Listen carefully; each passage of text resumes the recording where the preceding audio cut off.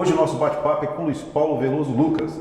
Graduado em Engenharia de Produção pela UFRJ, Luiz Paulo tem pós em Economia e Economia e Desenvolvimento Industrial. Luiz Paulo, em 1980, ingressa no BNDES e faz parte da equipe de Zélia Caridoso de Mello na redemocratização do país. De volta ao Espírito Santo, Luiz Paulo assume a Secretaria de Planejamento e Agricultura do governo Albuino Azeredo. Logo após, a Secretaria de Planejamento do prefeito Paulo Artung, do qual o sucedeu como prefeito por 2 mandatos. Eleito como deputado federal, Luiz Paulo teve uma expressiva votação em Vitória, sendo uma das maiores votações no estado do Espírito Santo. Como prefeito, reconhecendo essa eleição, Luiz Paulo teve vários projetos, como o Projeto Terras, que foram premiados internacionalmente. Luiz Paulo apontava sempre nas pesquisas como provável prefeito de Vitória no seu retorno, mas por 2 vezes refugou a essa candidatura. Seja bem-vindo, Luiz Paulo. É um prazer tê-los conosco. Obrigado a você pelo convite, parabéns aí pelo programa. Desejo muito sucesso. Pode sempre contar comigo, quando quiser. Muito obrigado, Luiz Paulo. Luiz Paulo, o bate-papo agora é sobre a política municipal. Nós estamos vendo aí que nós podemos ver que houve mudanças, há um certo grupo político aparecendo, que foi nomeado no mercado como grupo político da Assembleia, através de um novo grupo. Você acredita que há esse dualismo aí da Paulo Artung e Casagrande, ou surge nova liderança na cidade de Vitória e no estado do Espírito Santo? Eu acho que essa divisão da política capixaba, ela é muito datada, Edilson. Ela tem muito a ver com o episódio da eleição de Paulo Artung no último mandato, porque Paulo, Casagrande, todos nós éramos do mesmo grupo político que chegou ao poder em 2002, né, na primeira eleição do Paulo. Mas isso, das eleições municipais, essas alianças e essas forças não se repetem da mesma maneira. Cada eleição tem uma história diferente, né?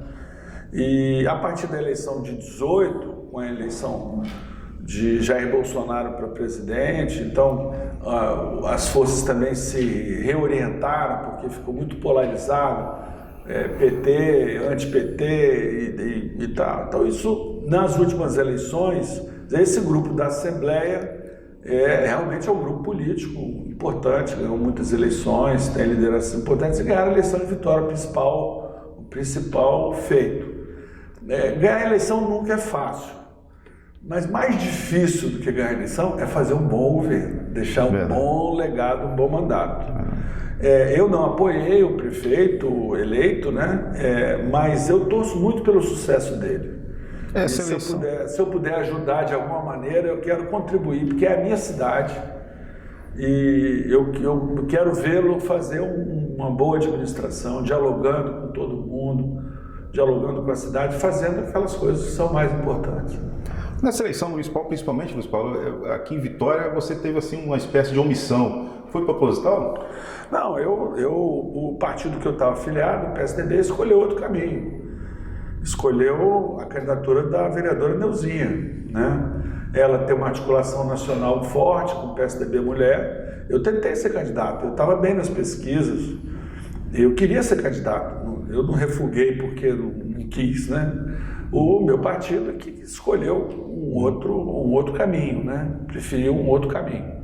Então, fui obrigado a me recolher. Como deputado federal, você teve uma projeção nacional muito grande, inclusive presidiu o Instituto Nacional, o maior instituto partido, que é o Teotônio Vilela, e fez parte de equipes até coordenando campanha presidencial como José Serra, Geraldo Alckmin, representando inclusive debates nacionais. Mesmo assim não foi possível essa articulação, porque você tinha saído do PSDB e foi para a Cidadania, ou porque realmente a articulação da vereadora Neuza... Na verdade, havia uma articulação muito forte em torno da candidatura que acabou vitoriosa do delegado Pasolini. Então, a minha candidatura foi uma coisa inesperada e eu acabei não tendo. Eu fui muito incentivado pelo presidente nacional do PSDB, o deputado Bruno Araújo, ele foi ministro das cidades, eu trabalhei com ele nessa época e tal. Secretário de Desenvolvimento, né? Eu fui 16 anos da executiva nacional do PSDB, mas havia quer dizer, uma aproximação política com a candidatura do delegado e a candidatura da vereadora Neuzinha acabou tendo força interna. A Ieda Cruzes, que foi ex-governadora, é presidente do PSDB mulher, queria muito a candidatura da vereadora. Então ela conseguiu ser candidata, foi candidata, teve até um desempenho eleitoral que não foi tão ruim, né? Ela teve mais votos que Sérgio Sá, candidato do PSB, candidato do governador. É verdade. Falando um pouco do Luiz Paulo, você atribui um pouco a sua carreira política, já se disse no mercado, talvez já ouviu você falando, existia um Luiz Paulo antes da influência da Mariazinha como presidente do Tribunal de Contas e outro Luiz Paulo sem Mariazinha? Olha, minha mãe vai fazer 90 anos esse ano e certamente teve uma influência muito grande na minha vida e na minha volta ao Espírito Santo. Eu fiquei 20 anos fora daqui, né? E agora, do ponto de vista da política, na verdade, Mariazinha virou deputada estadual depois que ela se aposentou do Tribunal de Contas, né? Foi na eleição de 2002, ela já tinha 71 anos. Então, a grande influência que eu tive dela foi assim, primeiro de gostar de política e gostar da vida pública, né? E também uma personalidade. Filha de ex-prefeito, né, de Vila Velha, Gil Veloso, né? Não, ela é sobrinha. Antônio Gil Veloso era meu tio-avô, né? Mas a gente tem política no sangue, né, dos dois lados, né? Meu avô, pai de pai, Delbrando foi Lucas, vereador da capital. Vereador da capital, presidente da Câmara, né? Então, eu tive certamente uma influência muito grande da minha mãe, mas quer dizer, eu na verdade, do ponto de vista político eleitoral, fui eu que influenciei ela. Sim. Digamos que o seu apoio foi fundamental para a eleição da Mariazinha deputada. Exatamente. Foi um mandato só. Depois ela teve vários problemas de saúde, não teve mais condição. Mas ela está aí acompanhando a política, tudo. E uma coisa que eu acho que eu herdei muito dela foi assim, a franqueza, a autenticidade, né? Não tem papo na língua. Eu sou mais educado que ela, porque eu também sou filho de Laércio, meu pai que é muito mais, falo menos palavrão do que ela.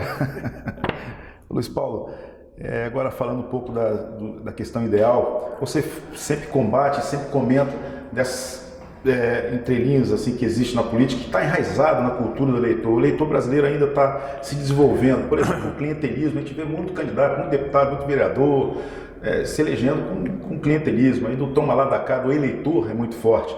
E o fisiologismo, essas questões da educação eleitoral. Você acha que o eleitor começa a melhorar, começa a aprender com a redemocratização do país? Olha, eu acho que o processo democrático, Edilson, ele vive um momento de muita turbulência no mundo todo, né? O problema da nossa cultura política tem a ver menos com o tempo pequeno da redemocratização para cá, histórico, do que com a natureza das nossas instituições, né? O nosso federalismo, a fraqueza do poder local, né?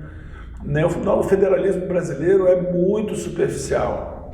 Eu digo que o Brasil tem um federalismo de subserviência, né? O poder local,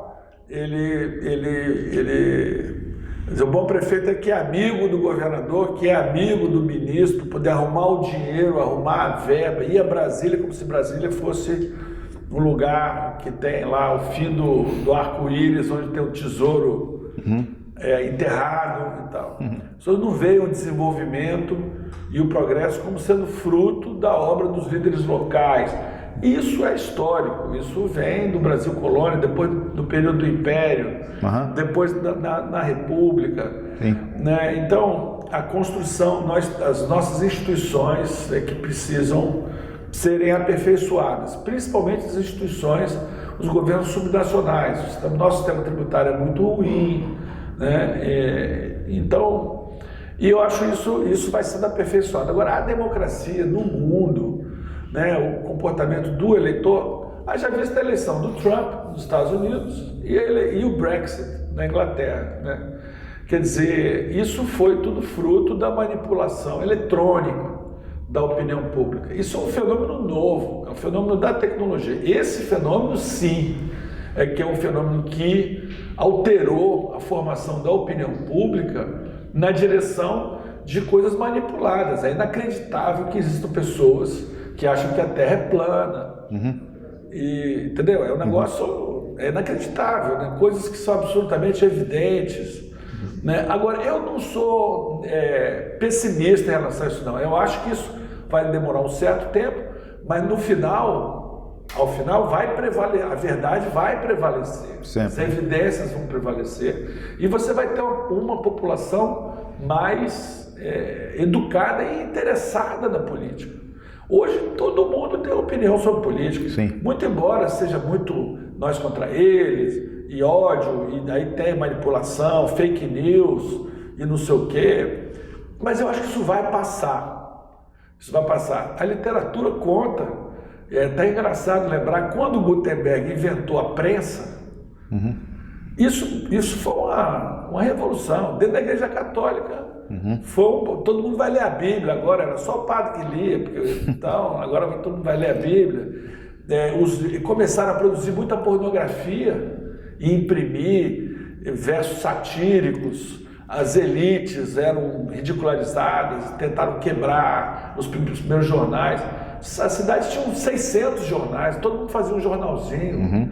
Então isso revolucionou a formação da opinião pública na época, né? Eu acho que a internet foi a mesma coisa, parecido com o que foi na invenção da prensa, né? E que viabilizou. São inovações. E aí de comunicação isso alterou a forma das pessoas se comunicarem, a divulgação de ideias, a divulgação de histórias, né? Essa coisa, a narrativa. Poxa, isso sempre foi assim, não foi a internet que inventou isso, né? É que antes não tinha. Quando veio a televisão, olha o que aconteceu com a política quando entrou a televisão na política. O primeiro debate de presidente, né, foi Nixon e John Kennedy, né, no início dos anos 60, nos Estados Unidos. Poxa, foi uma coisa, debate de candidato a presidente na televisão. Não tinha isso. Não existia. Então agora nós temos essa revolução da internet, da comunicação, produz no primeiro momento um monte de ruído, né? E o mais notável foram as eleições do Trump nos Estados Unidos e o Brexit na Inglaterra, que foi uma coisa inesperada, inexplicável, em que uma ideia equivocada acabou virando verdade e ganhou a eleição, né? Perfeito. E outras eleições por aí também foram parecidas com essa, mas principalmente nessa última nacional, né? Em 2018, sem dúvida nenhuma. Mas eu acho que isso vai passar. Vai passar. Como diz Chico Buarque, vai passar. Luiz Paulo, falando agora da economia nacional, já que você fez parte, tem profundo conhecimento nessa área, você tem criticado a política do ministro Paulo Guedes. O que está errado? Eu acho que o ministro Paulo Guedes tem uma visão caricatural da economia de mercado, né? A economia de mercado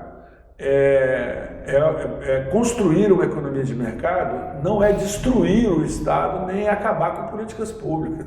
Essa é uma visão caricatural da economia de mercado. Eu sou a favor da economia de mercado, sou a favor da livre iniciativa. Mas para a economia de mercado funcionar bem, é preciso que as instituições reguladoras do mercado funcionem bem também. Isso é uma coisa do poder público. Então, quer dizer, eu conheço Paulo Guedes há muitos anos, desde quando eu trabalhava no BNDES, nos anos 80 e tal. Então, eu acho que essa visão, se eu sou liberal ou não sou antiliberal, isso é má economia. Isso é uma teoria ruim, né? Uma teoria ruim, né? Então, isso não ajuda a gente a informar, né? Então eu acho que ele não conduz adequadamente. O Brasil precisa de reformas. A reforma do Estado. O Estado brasileiro funciona mal. Ele alimenta as desigualdades. Ele alimenta a centralização em Brasília, né? A coisa da privatização. Eu acho que ela não é uma bandeira ideológica, ela é uma bandeira da eficiência. A questão central não é se é privado ou é público, a questão central é se a regulação daquele ambiente faz o mercado ser saudável. Os mercados podem ser saudáveis ou mafiosos. Os mercados mafiosos são monopolizados, são controlados, são manipulados e não atendem ao interesse público. Então essa ideia de que o mercado é um bicho-papão, uma coisa horrorosa, é bobagem também. Mas dizer que ele também é um deus, a ausência de poder, isso é uma visão superficial que não nos leva a nada. É preciso aperfeiçoar a regulação para o mercado funcionar bem. Eu fui o último xerife dos preços, fui secretário nacional de acompanhamento econômico da equipe do Malan, do Plano Real, né? Toda a nossa ideia era que nós precisamos construir um ambiente de mercados livres e estáveis, né? Então, isso é uma questão também de mentalidade. Na época, quando eu assumi a secretaria, a memória inflacionária, todos os jornais tinham a inflação do dia e da semana. Ninguém mais sabe qual é a inflação do dia, nem da semana, né? A inflação hoje é anual, né? Então, isso é uma coisa ter uma moeda estável foi a maior construção institucional depois da democratização, né? E ela foi uma construção, não foi feita no decreto nem da noite para o dia, foi uma coisa que levou um certo tempo, né? E os benefícios são imensos. Tem pessoas que já acabou, mas o preço subiu, então não acabou a inflação. Isso é uma visão, né? Não tem um preço, tem milhões de preços, milhares de preços. É o livre mercado. E sobem ou descem. Nem toda subida de preço representa uma doença da economia, né? A subida de preço porque houve variação. Toda mexida de preço causada por variação de oferta e demanda é uma coisa saudável da economia. O que não é saudável é quando esses preços flutuam por conta de manipulação. Às vezes a manipulação é feita pelo próprio governo, né? O dólar subiu muito acima do que merecia subir por conta de opções políticas feitas pelo governo, né? Política externa do governo, a política em relação aos investidores, a política em relação à questão ambiental, tudo isso afeta o ambiente, afeta o dólar. Ele subiu muito mais do que precisava subir se a posição do governo fosse mais... Se ele estivesse preocupado com isso, mas ele não estava preocupado com isso. Mas você concorda, então, que deve haver menos Estado? Não, tem que ter Estado melhor, ele tem que regular bem. As reformas que a gente precisa é para ter o Estado funcionando bem. O Estado brasileiro não funciona bem. Perfeito. Funciona mal, e ele precisa de ser reformado. Nem todas as reformas que são feitas são de privatização, por exemplo. Pode ser mudança regulatória, né? O BNDES, nós nunca utilizamos, apesar do BNDES ter feito o Programa Nacional de Desestatização, nós nunca defendemos a privatização como uma bandeira ideológica.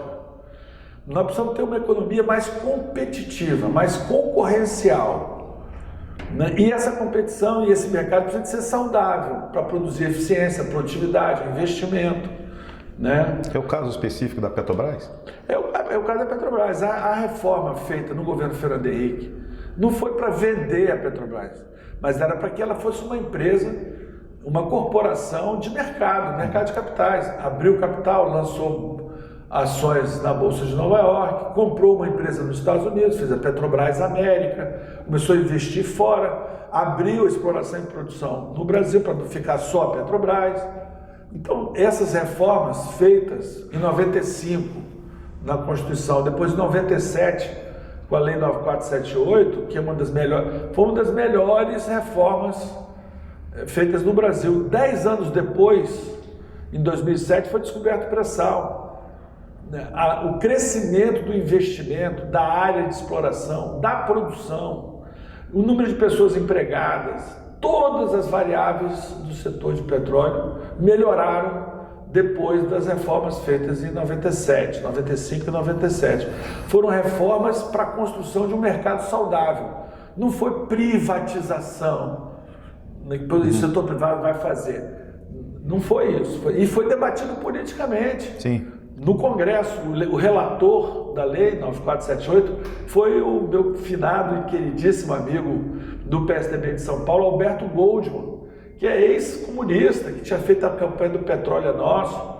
E ele mostrou, olha, ser nacionalista no mundo de hoje não é a mesma coisa do que ser nacionalista.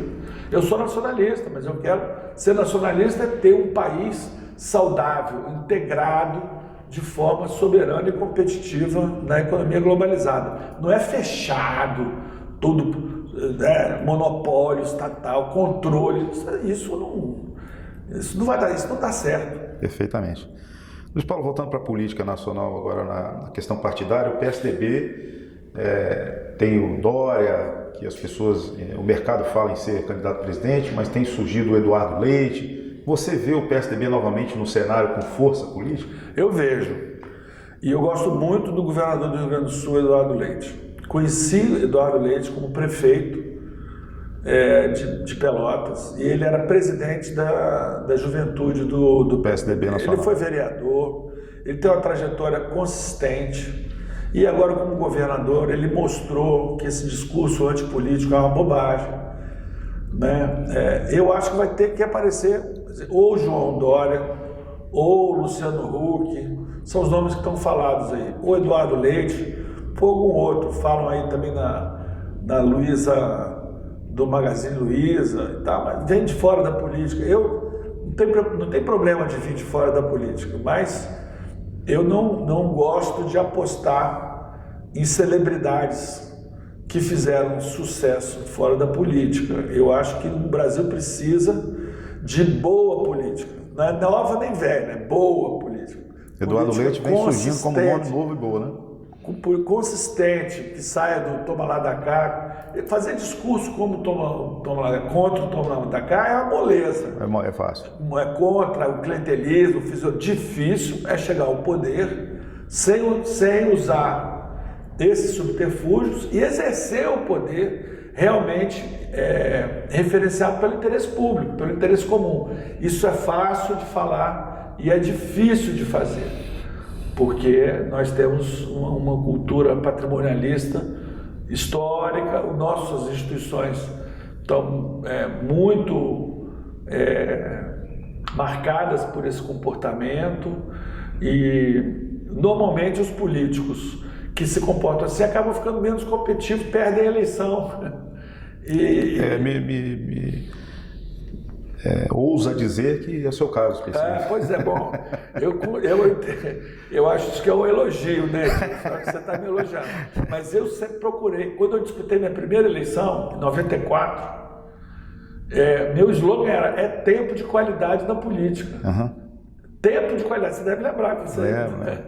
Em 94 eu falava sobre isso, né? Porque é preciso fazer política sempre, mas fazer política com qualidade. O que é fazer qualidade na política? É estar referenciado pelo interesse público. E o que é o interesse público? Em 94, era acabar com a inflação. O Plano Real, o que me fez entrar na política foi para defender o Plano Real, na candidatura de Fernando Henrique. Era isso que porque esse era o interesse público daquele momento, mas nós precisávamos de fazer todos os sacrifícios que fossem necessários para nos unirmos para construir a principal instituição que uma economia saudável precisa, que é a moeda. Não existe economia saudável sem moeda Estado, sem confiança na moeda. Eu acho que hoje, Edilson, a gente tem que fazer o plano real do sistema político, para que o voto, a gente tenha respeito e confiança pelo voto, como hoje você tem respeito e confiança pelo real, tá certo? Que não tinha com o cruzado, com o cruzeiro, no tempo de inflação de 2.000% ao ano, né? Então isso... A legislação eleitoral, ouso dizer também que é um pouco dinâmica, quer dizer, o Congresso muda muito de acordo com os interesses e volta a entrar em pauta novamente.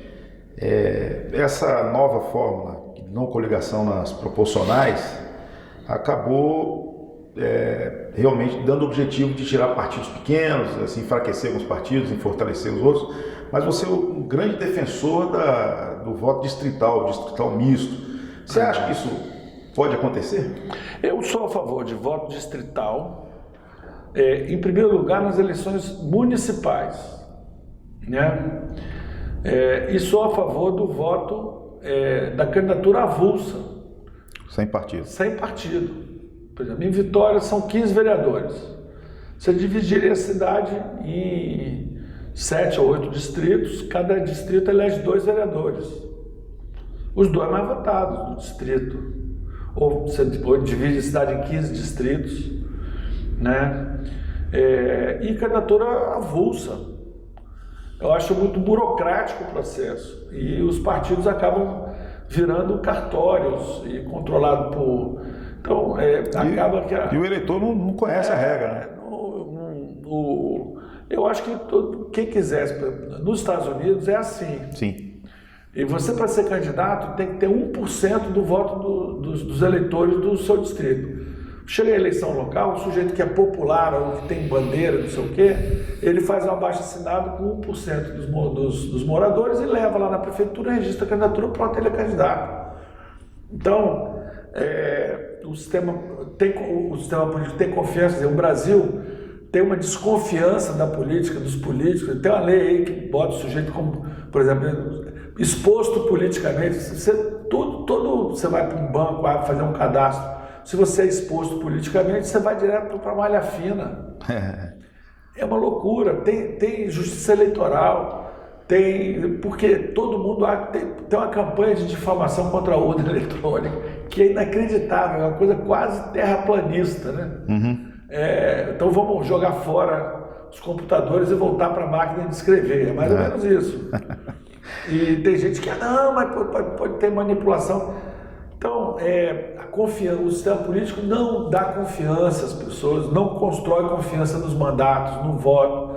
É preciso reverter essa situação. Isso não é só o sistema político, tem também a prática. Tem pessoas que têm mandato que fazem do seu mandato um mandato de restauração da confiança na política.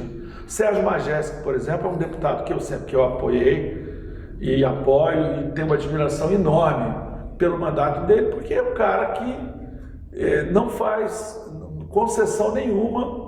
Ele chama muito de nova política. Eu não gosto muito dessa expressão, nova política. Mas ele tem direito a 20 assessores, mas só usa 10. E escolhe esses 10 através da internet, seleção pública, diz qual é o perfil de cada um. Quer dizer, ele não usa os cargos do gabinete para botar cabo eleitoral para ele, emprego para cabo eleitoral. Isso ele é que eu saiba, na Assembleia Legislativa, é o único que faz isso. Eu admiro demais Felipe Rigoni, que é deputado federal, acho um dos melhores, com mandato é o melhor político do Espírito Santo. E está brilhando no Congresso Nacional. Sendo um deficiente visual, ele está ocupando um espaço extraordinário, já aprovou projeto, tem um prestígio enorme, né? Tem um prestígio enorme, não entra nessas caixinhas de liberal, antiliberal, socialista, não sei o que, governo, tem um diálogo respeitoso com todo mundo, ele é muito novo, ele tem uma carreira promissora pela frente. Então, mandatos como o do Felipe Rigoni, como o do Sérgio Majestic, eles ajudam a restaurar um pedaço da confiança perdida. Perfeito. E eu queria muito que pessoas de todas as tendências, mais à esquerda, mais à direita, mais liberais, menos e tal, tivessem um comportamento diante da política e da luta política com o mesmo padrão ético do Majestic e do Rigoni. Não é uma questão de que eu concordo com tudo que eles estão fazendo, eu concordo, e eu acho que essa é uma forma, né, respeitosa de fazer política, né? Tem uma frase do Milor Fernandes que diz assim: como são admiráveis as pessoas que nós não conhecemos bem. E baseado nisso, você tem algumas mágoas na política capixaba? Não, esse negócio de mágoa, eu acho que a gente deve guardar, reservar para as nossas relações afetivas. O bate-papo do domingo. Não, eu acho que isso, eu só colhi, o que aconteceu, eu tenho muita gratidão, né, pela minha trajetória pessoal e política, né? Começar da minha família, dos meus pais, mas também meus primos, os amigos que eu fiz, pessoas que trabalharam comigo, por onde eu passei eu só fiz grandes amigos, e foram as minhas escolhas. Não tem nada que eu boto a culpa nos outros, eu podia ter feito diferente, né? Então eu acho perda de tempo ficar responsabilizando os outros pelas coisas que aconteceram. Já perdi, já ganhei, já disputei.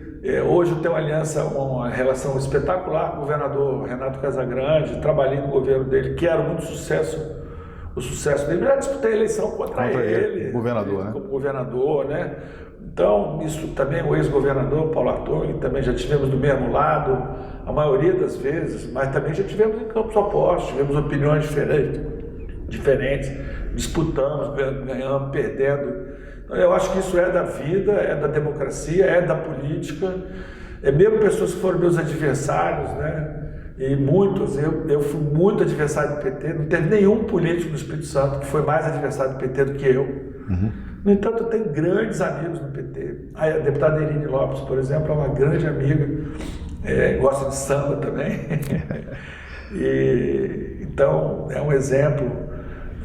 Então eu procuro levar a vida, eu não tenho esse negócio de mágoa, a política para mim é a minha vida, eu dediquei minha vida a isso e faço política por convicção, porque isso é a realização. Quando eu vou em São Pedro e sou reconhecido, as pessoas mostram, pô, mas você, isso é porque era bom, eu fico envaidecido, né? Eu gosto, eu acho que eu fiz um bom trabalho. Sim. No Congresso, por onde eu passei, isso me enche de realização. Aos 64 anos, resolvi voltar, nunca parei de estudar. Está fazendo o mestrado, né? Estou terminando o mestrado na UFES, em Desenvolvimento Sustentável, Engenharia e Desenvolvimento Sustentável. Estou fazendo uma dissertação de mestrado sobre a governança da região metropolitana da Grande Vitória. Então, estou aprendendo, lendo cada vez mais, vendo outros, conhecendo outras coisas. Para mim foi um super aprendizado voltar a sentar no banco escolar depois de 32 anos, depois que eu fiz meu mestrado em economia, voltei a estudar, pretendo continuar assim. Estou agora trabalhando como consultor, nunca tinha feito isso na vida, né? Agora estou aposentado do BNDES. E eu acho que eu dou uma contribuição maior do que ocupando cargo e tal. Eu tive vários convites honrosos, mas eu preferi me dedicar a essa atividade de consultoria, ajudar principalmente as prefeituras a fazer um bom trabalho. Então, eu estou assessorando 4 prefeituras no Ceará, né? Em Maceió estou conversando também para ir, algumas aqui no estado, Colatina, Guilherme Balestrace, a Serra, prefeito Sérgio Vidigal. Enfim, quero muito ver o poder local sendo bem sucedido. Eu acredito muito no poder local. A grande reforma que a gente precisa no Brasil é ter o poder local funcionando bem, porque a partir daí a gente vai resgatar a confiança em todo o sistema público, no sistema político, das políticas públicas, a partir de um poder local mais eficiente, resolutivo, independente da linha político-partidária. Você que é tricolor de coração, tem gás aí para fazer uns gols para o Fluminense ou aí pendura a chuteira na carreira política aí do time? Não, eu não sei. Bom, a eleição é circunstância, sabe, Edilson? Eu nunca disputei eleição ou exerci mandato como um projeto pessoal, como carreira. Eu não sou carreirista. Minha carreira é de profissional da área do desenvolvimento econômico. Sou um profissional do BNDES. A minha grande escola foi o BNDES. Foi a minha escola de política pública de desenvolvimento. Depois que eu fui prefeito, virei um fã do assunto das cidades, do poder local. Então, eleição é circunstância. Ok. Se a gente chegar dentro do calendário eleitoral e eu tiver um projeto, meu projeto estiver dentro de um projeto maior, como eu te falei, eu entrei na política principalmente, fui disputar a eleição por causa do Plano Real, em 94. Eu queria ser deputado federal para ajudar o Fernando Henrique a implantar o plano Real. Então, aqui no estado também, esse grupo aí que chegou ao poder, né, com Paulo Artunho, com Casagrande, com outros, né, Ricardo Ferraço, César Conago, Lelo Coimbra, esse grupo político aí que ficou esses anos todos, né, deu uma contribuição enorme. O Espírito Santo mudou de patamar na política nacional, saiu da série C para a série A da política nacional. Essa geração nossa fez isso. Não foi uma pessoa que fez isso, foi uma geração. Eu tenho orgulho de ter pertencido a essa geração. E a candidatura hoje não está no meu radar, mas não quer dizer que não venha estar. Muito obrigado, Luiz Paulo. Agradeço muito a sua atenção. Foi bastante esclarecedor. E vamos torcer aí para que a chuteira continue marcando outros gols. Tá bom, beleza. Muito obrigado. Eu que agradeço.